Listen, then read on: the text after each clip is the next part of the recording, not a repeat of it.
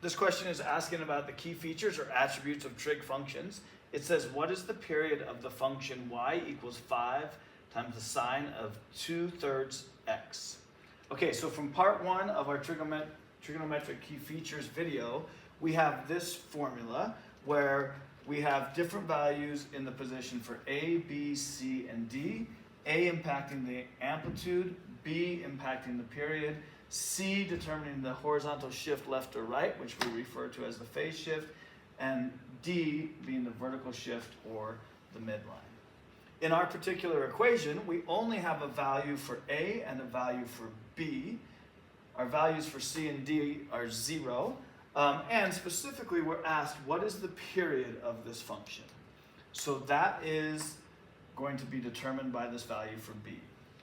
The parent functions for sine and cosine, they have a period, the time it takes for the wave to complete one full cycle, of 2 pi. So if we're going to change that, we're going to impact it by this B value. So the way that we determine the period of a sine or cosine function is we take that regular period, which is 2 pi, and we divide that by whatever value we see multiplied in front of our coefficient for x, or that x can often be theta as well. So we're going to divide that by 2/3. Okay, maybe a different way to see this is we could write 2 pi on top as 2 pi over 1 and then over 2/3. Now we see that as a fraction divided by a fraction. Again, you can use your calculator, but a fraction divided by a fraction, we often deal with that by multiplying by the reciprocal of the denominator. So dividing by 2/3 is the same as multiplying by 3/2.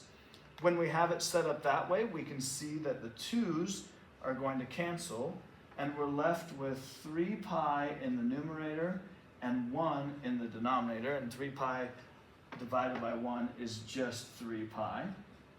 So the period for this particular function is going to be 3 pi, which we find in selection C.